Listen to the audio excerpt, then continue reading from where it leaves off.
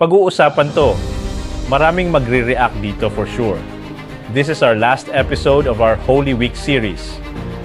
Faith is a thin line between believing at knowing.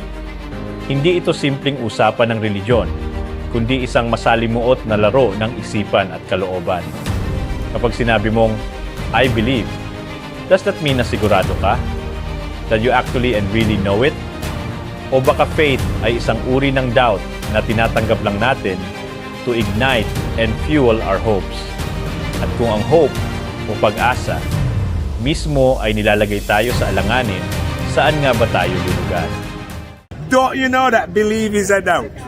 How is belief a doubt? Eh? How is belief Because a doubt? you cannot believe something and know it. Hi, I'm Coach Jay, and welcome to my channel. Okay, let's go.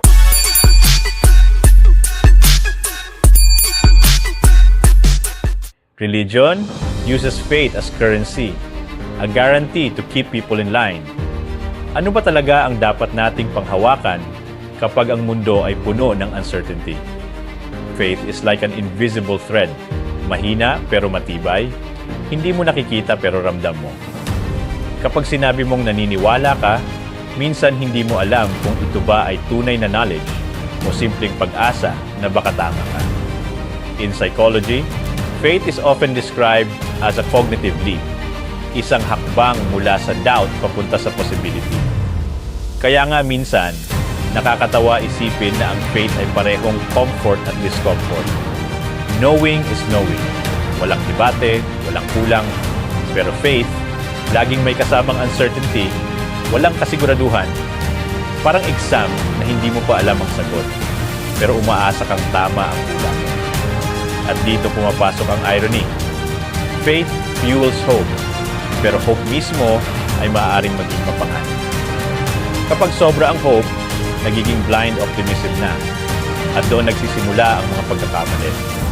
Religion, sa kabilang banda, turned faith into currency.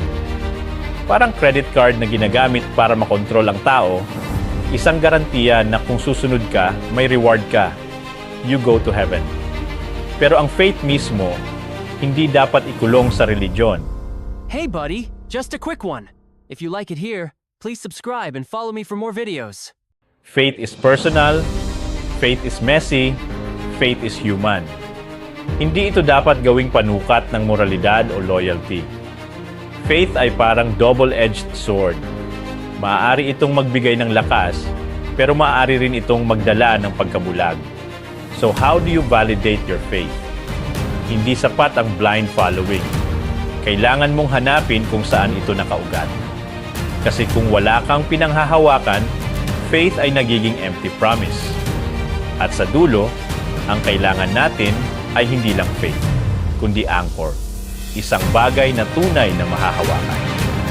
Hindi ito dapat nakatali sa institutions, religions, o kahit anong kulto kundi sa sarili mong conviction.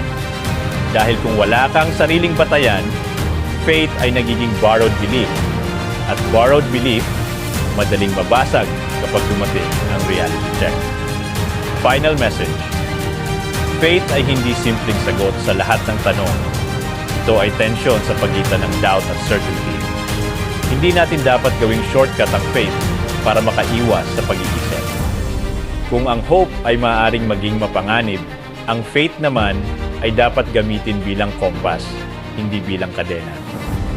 Kung ang religion ay gumagamit ng faith bilang currency, tayo mismo dapat magdesisyon kung saan natin ito ilalagay. Ang tunay na kailangan ay conviction na hindi nakadepende sa external guarantees. Dahil sa huli, faith na walang basehan ay parang bangka na walang timon. Madaling tangayin ng alon. Wait, in my poor brain, wait. Hunger. I cannot believe it and know it. No. And you can only believe in what you don't know.